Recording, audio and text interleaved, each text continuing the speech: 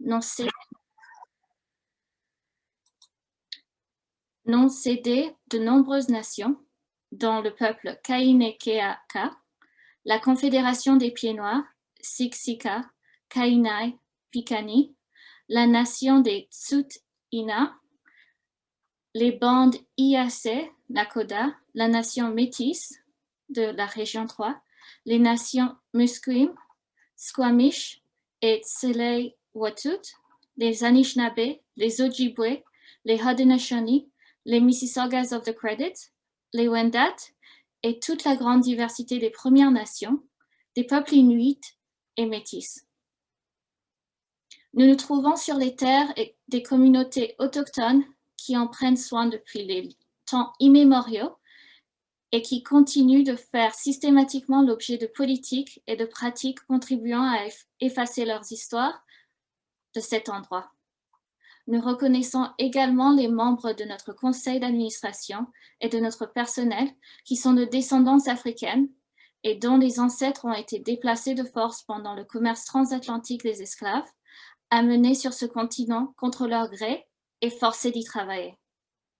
Nous croyons que ces luttes pour la souveraineté autochtone et la libération des personnes noires sont inextricablement liées et nous maintenons notre engagement à faire avancer les deux causes.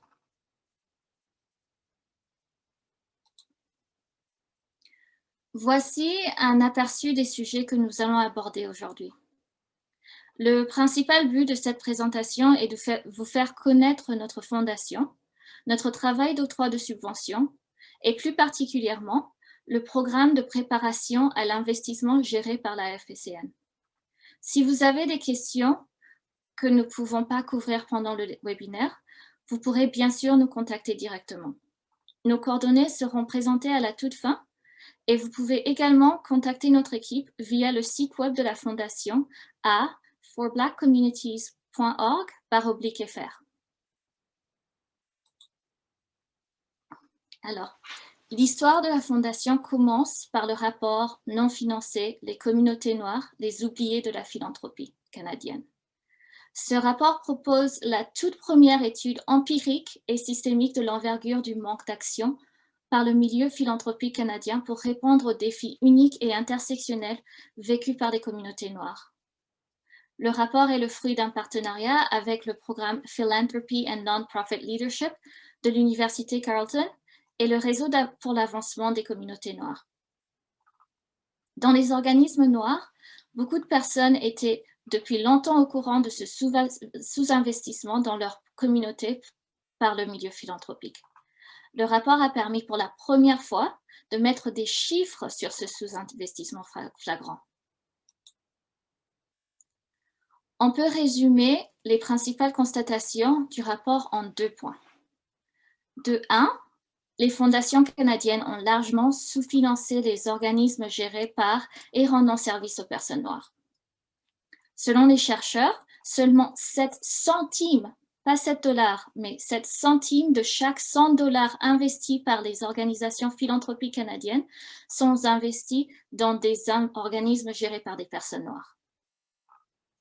Et de 2, le manque de représentation des communautés noires dans le milieu philanthropique canadien et de relations avec ces communautés est au cœur de ce sous-investissement systémique. En automne 2020, parallèlement au rapport non financé, la FPCN a dressé un bilan national des besoins en sondant 110 organismes gérés par des personnes noires, centrés sur et rendant service aux communautés noires. Vous voyez ici quelques-uns des résultats clés de ce sondage. Cette consultation a permis de confirmer les constats du rapport en révélant que 2/3 des groupes sondés prévoyaient être contraints de fermer leurs portes ou de cesser le travail dans leur communauté dans un horizon de moins de 6 mois en raison de leur situation financière. Autrement dit, au moment où les organismes dans des communautés noires étaient les plus sollicités, beaucoup d'entre eux étaient obligés de cesser leurs activités. Alors, quoi faire? Le rapport avançait 2 principales recommandations que vous voyez ici. La première recommandation est que tous les leaders philanthropiques et d'organismes à but non lucratif sondés ont appuyé l'idée de créer une fondation dirigée par les membres de la communauté noire au Canada. Ils considéraient et de deux, ils considéraient qu'une telle fondation offrirait la possibilité de transformer la manière dont le milieu philanthropique s'intéresse aux communautés noires et les appuie, ce qui se traduirait par un important changement dans les rapports de pouvoir. C'est ce qui a mené à la création de la Fondation pour les communautés noires. Aujourd'hui, la Fondation est la toute première fondation philanthropique dirigée par des personnes noires et dédiée à investir directement dans les communautés noires et les initiatives qui sont importantes à elles. Ce que la FPCN n'est pas, c'est un substitut des efforts bonifiés d'autres instituts et organisations. Elle veut plutôt agir comme partenaire, rassembleuse et coordinatrice afin que des solutions novatrices et efficaces qui émergent depuis longtemps et qui continuent d'émerger dans les communautés noires soient valorisées, financées et vues comme des modèles à suivre. La FPCN existe pour s'assurer que les priorités des communautés noires ne tombent pas dans l'oubli, alors que nous travaillons pour créer un secteur philanthropique plus équitable qui répond réellement aux besoins de tous les Canadiens et Canadiennes. Alors, cette diapo présente le travail de la Fondation.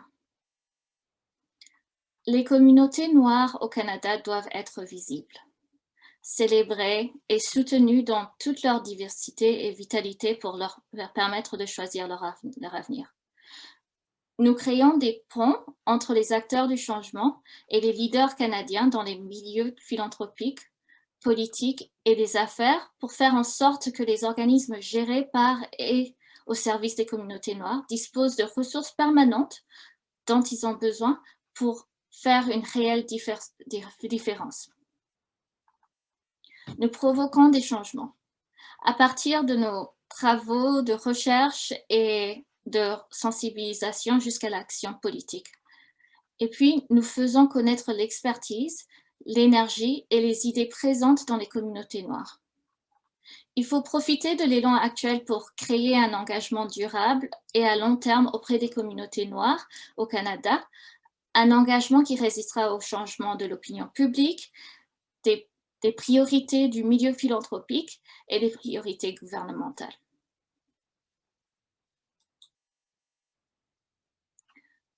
Alors, cette diapo présente un aperçu de notre travail dans différentes régions du Canada. 2022 a été l'année du lancement de notre programme de subvention officiel. Le volet exploré de la subvention pour le bien-être des jeunes de l'Ontario était notre programme pilote.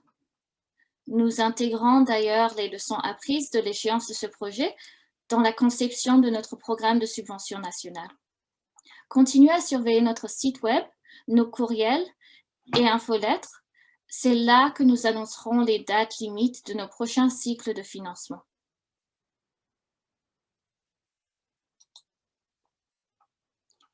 Alors, avant de parler en détail des demandes pour les volets de financement du programme de préparation à l'investissement, j'aimerais dire quelques mots sur notre approche de financement. L'approche de financement de la FPCN est participative et fondée sur la confiance. Fondée sur la confiance, qu'est-ce que c'est?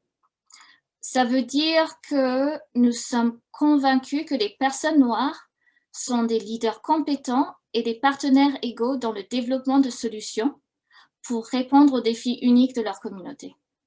Cela veut dire que notre financement nous permet d'apprendre avec les communautés noires et des communautés noires sur les meilleures solutions et possibilités pour les personnes noires au Canada. Et participatif, qu'est-ce que c'est? Cela veut dire que notre vision, notre mandat et nos priorités sont déterminés par les personnes et les communautés noires. Nous croyons que chaque aspect de notre programme de financement doit contribuer à renforcer la place des communautés noires. Toutes les décisions d'octroi de subventions sont prises par des leaders et groupes noirs ou des organismes B3. et nous travaillons avec 2 volets de financement. De façon générale, le volet explorer met de l'avant une approche de financement qui relativise le respect des structures organisationnelles traditionnelles par les communautés noires pour plutôt centrer l'effet de leurs initiatives sur le bien-être de la communauté. Nous encourageons les groupes noirs non incorporés et les leaders noirs qui agissent à titre personnel de former un partenariat avec un organisme à but non lucratif ou un organisme de bienfaisance incorporé. Cela leur permettra d'avoir accès au financement de la FPCN et ainsi de réaliser d'importants projets dans leur communauté comme responsables ou participants. Dans le cadre de ce volet, la FPCN encourage les communautés noires à apprendre des uns des autres et à développer la capacité du secteur à but non lucratif et de la bienfaisance canadien à reconnaître, valoriser et appuyer l'important travail des communautés. Ces dernières ont trouvé des différentes manières de s'organiser et de se mobiliser malgré des barrières systémiques qui les ont empêchées d'accéder à une partie du gâteau financier. Et pour sa part et de façon générale, le volet stabilisé et développé permet de répondre directement aux sous-investissements historiques et continus des OBNL et organismes de bienfaisance B3. Le fonds provenant de ce volet vise à consolider les programmes, les opérations et l'infrastructure des organismes B3 incorporés et à accroître leur présence, leur capacité et les retombées de leur travail. Ce volet permet aux organismes de développer leurs programmes et leurs structures organisationnelles de base nécessaires pour répondre aux exigences des occasions de financement. Dans le cadre de ce volet, la FSCN travaillera avec les communautés noires pour apprendre quelles sont les meilleures façons de soutenir le développement des organismes B3 qui fournissent des programmes et services aux personnes noires du Canada. Et voilà ce qui nous amène à notre offre de financement actuelle, soit le Programme de préparation à l'investissement, PPI. Dans le cadre de ce programme, nous travaillons en partenariat avec Fondation communautaire du Canada pour diriger 1,5 million de dollars provenant du gouvernement du Canada dans les communautés noires. Et nous avons 3 objectifs. Premièrement, augmenter la quantité et la qualité des initiatives d'innovation sociale des organisations à vocation sociale, OVS, gérées par des personnes noires. Aider les OVS B3 à se préparer à accéder à la finance sociale et puis offrir des possibilités de croissance et de développement organisationnel. Alors, qu'est-ce que c'est la finance sociale et l'innovation sociale? La finance sociale renvoie à la pratique d'investissement qui vise à créer des retombées sociales ou environnementales en plus d'un rendement financier. Et puis l'innovation sociale, c'est une réponse à un problème social ou environnemental qui amène des solutions meilleures que celles en place. L'innovation sociale a des effets transformateurs et permet de rendre des organismes, communautés, régions ou systèmes meilleurs. Donc, l'innovation sociale favorise des programmes sociaux nouveaux et plus efficaces, l'utilisation de nouvelles technologies ou la croissance d'entreprises d'économie sociale.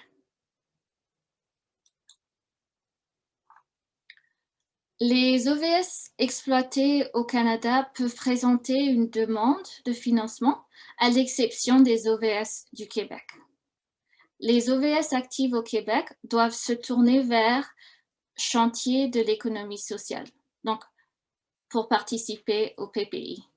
Le lien vers le chantier est disponible dans les lignes directrices du PPI sur notre site web. Les critères d'admissibilité pour le volet exploré du PPI sont disponibles sur notre site web forblackcommunities.org/fr.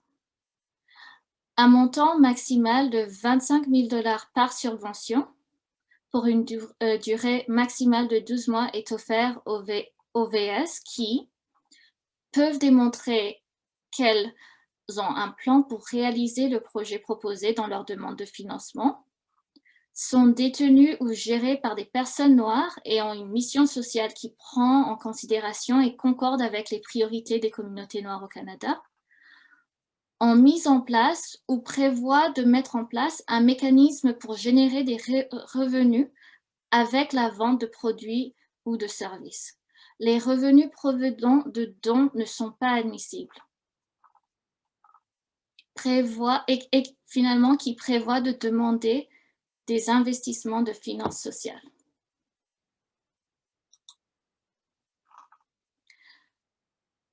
Alors,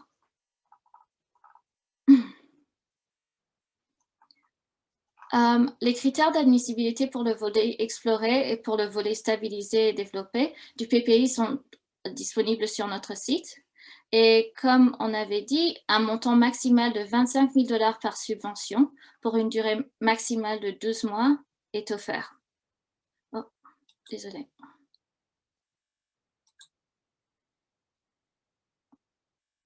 OK.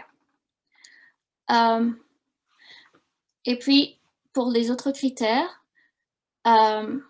aux OBNL et aux organismes de bienfaisance gérés par des personnes noires centrés sur ou rendant service aux communautés noires, aux partenariats collectifs noirs, aux entreprises d'économie sociale ou à vocation sociale détenues et exploitées par des personnes noires qui prennent en considération et concordent avec les priorités et les expériences des communautés noires.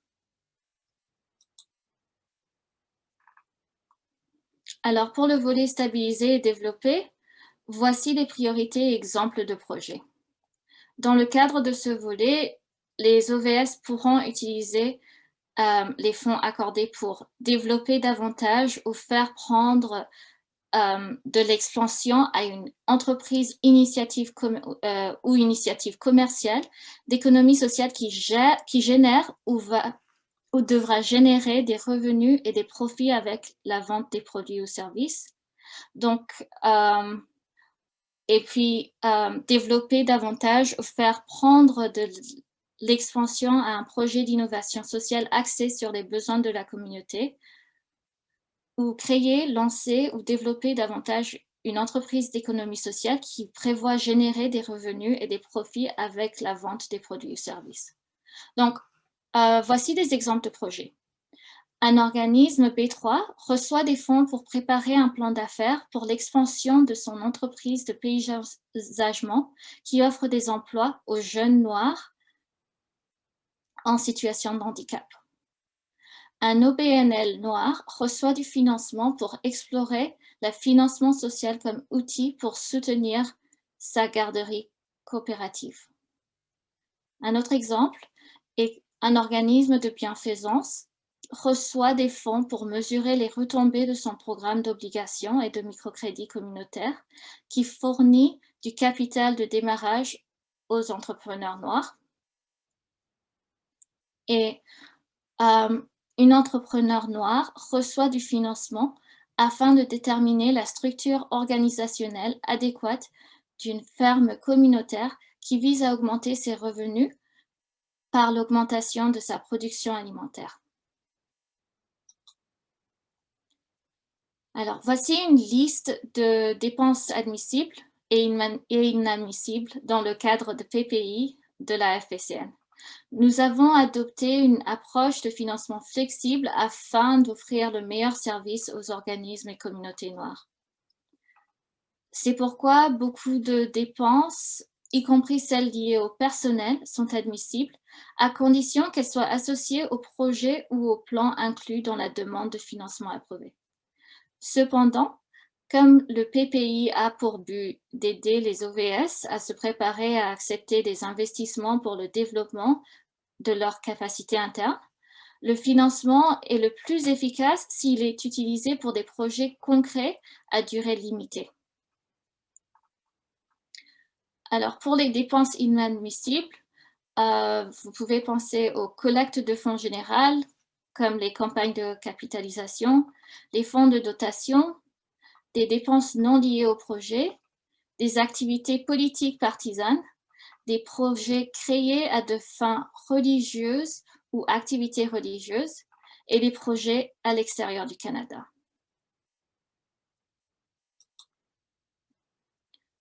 Voici les dates importantes. Notre portail pour le dépôt des demandes au PPI est désormais ouvert.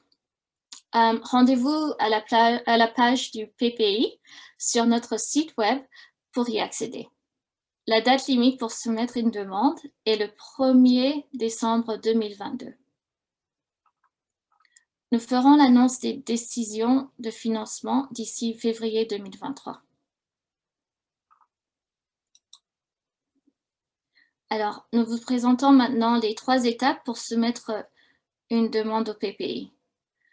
La première étape est d'accéder au portail de dépôt et des demandes via forblackcommunities.org/fr et vous appuyez le bouton postuler maintenant. Vous allez vous inscrire sur le compte SurveyMonkey, vérifier le courriel et puis vous allez créer et soumettre votre demande.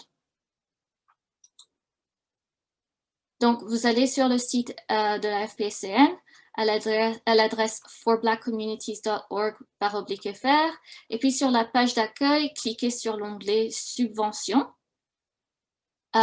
situé en haut et au centre de la page pour voir la liste des programmes de subventions antérieurs et actuels. Et vous cliquez sur le programme de votre choix, dans ce cas, de programme de préparation à l'investissement. Et puis, voilà la page principale du PPI, où vous trouvez beaucoup de renseignements que nous vous présentons aujourd'hui.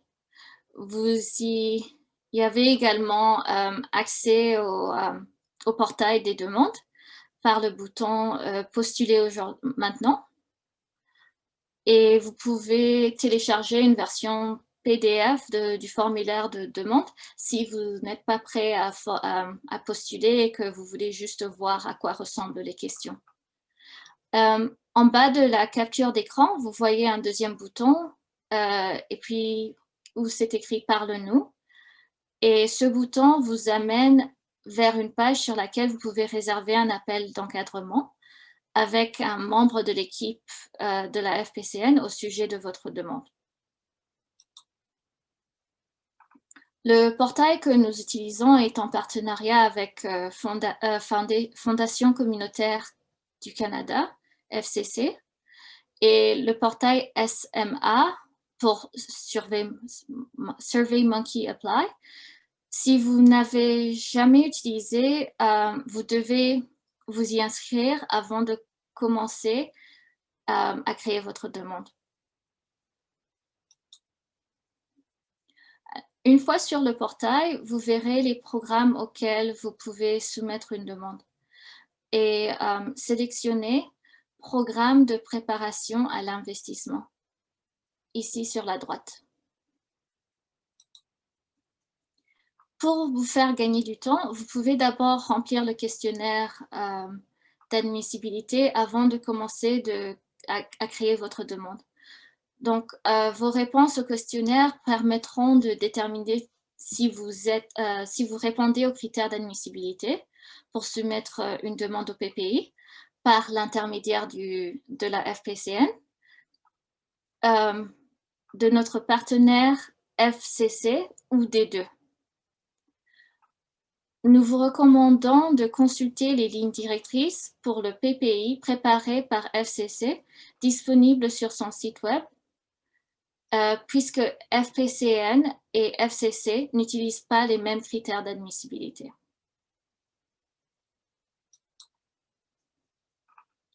Si vous respectez les critères d'admissibilité de la FPCN et de FCC, vous pouvez choisir de soumettre une demande au PPI par l'intermédiaire des deux organismes afin d'accroître vos chances de financement. Si c'est ce que vous décidez de faire, vous n'aurez pas qu'à préparer une seule demande qui sera envoyée à FPC. Désolé, vous n'aurez qu'à préparer qu'une seule demande qui sera envoyée à la FPCN et à FCC. Si vous décidez de soumettre votre demande seulement à FCC, elle ne sera pas évaluée par la FPCN.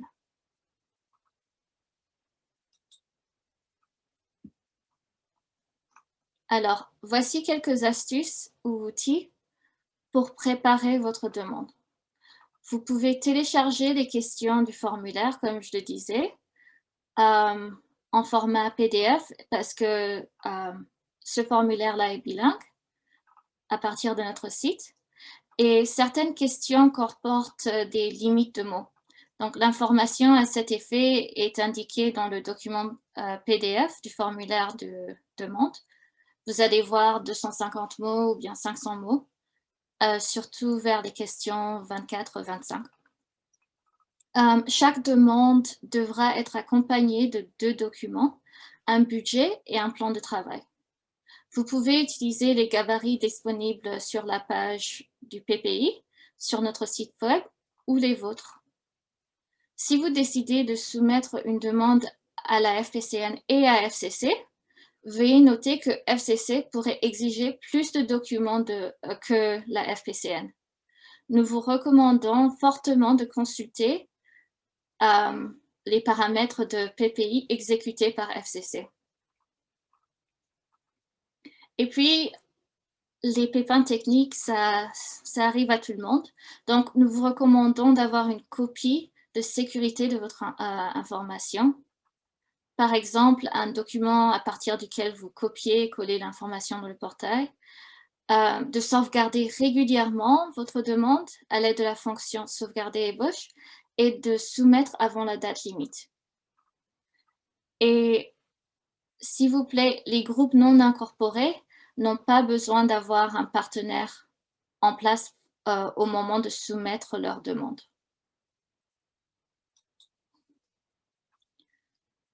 Une fois la date limite passée, nous commencerons le processus d'évaluation pour déterminer les listes de demandes recommandées pour financement. C'est notre équipe qui intervient en premier et ce que vous voyez ici, c'est un aperçu de son rôle. L'équipe de la FPCN évaluera tous les profils et les demandes en fonction des éléments suivants. Premièrement, conformité avec les politiques d'admissibilité et contre la discrimination de la FPCN. L'historique, bilan et réputation du demandeur comme organisme servant les communautés noires. Intégralité de l'information fournie, l'admissibilité, les retombées dans la communauté noire et la faisabilité. Donc, les activités et budgets sont raisonnables pour mener à bien l'initiative. Et puis, comme nous avons mentionné, la FPCN a choisi une approche de financement participative et fondée sur la confiance. Donc, notre processus comprend le recrutement de membres de la communauté, des gens comme vous, qui examineront et évalueront les demandes. Vers la fin du formulaire de demande, on vous demandera si vous souhaitez faire partie d'un comité local d'examen des demandes de subvention. Si vous dites oui et qu'on communique avec vous en décembre, en janvier pour évaluer les demandes, cela ne voudra pas dire que votre demande ne sera pas que votre demande a été refusée. Voilà les critères que le comité local d'examen des demandes et de subventions utilisera pour évaluer les demandes. Alors, pour chaque demande, les examinateurs devront évaluer dans quelle mesure le projet proposé aura un effet positif sur les communautés noires au Canada, est géré par et centré sur les communautés noires, représente une priorité pour les communautés noires, et le total des notes attribuées par les membres du comité déterminera la liste des demandes retenues. On demandera également aux membres du du comité de fournir des conseils aux demandeurs pour savoir comment ils auraient pu bonifier leurs demandes présentées à la FSCN. Alors, nous demandons à tous ceux et celles qui soumettent une demande de financement à la FSCN de considérer faire une contribution comme examinateur. Les comités d'examen seront composés de personnes noires associées aux demandeurs, donc du personnel, clientèle, bénévole, etc., membres du CA. Donc, pas seulement de personnes qui ont rédigé la demande. Après avoir reçu les déclarations d'intérêt pour agir comme examinateur, l'équipe de la FPCN assignera chaque personne un comité d'examen en fonction de la demande, de la distribution géographique et des domaines d'activité. Chaque comité d'examen évaluera les demandes qui correspondent le mieux aux expériences et à l'expertise de ses membres. Chaque examinateur devra évaluer jusqu'à 25 demandes dans un délai de 2 semaines. Et comme vous voyez, il y aura un honoraire de 300 $ par personne après l'évaluation de toutes les demandes, donc jusqu'à 25 demandes.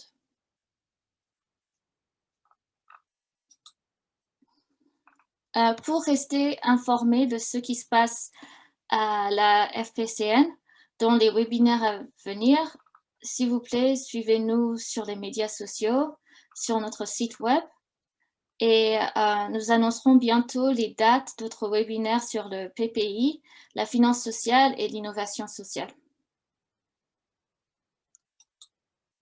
Et nous voilà rendus à la fin de notre présentation. Et continuez à nous suivre sur les médias sociaux.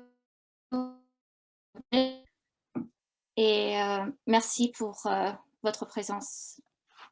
Et maintenant, on va passer à la période de questions.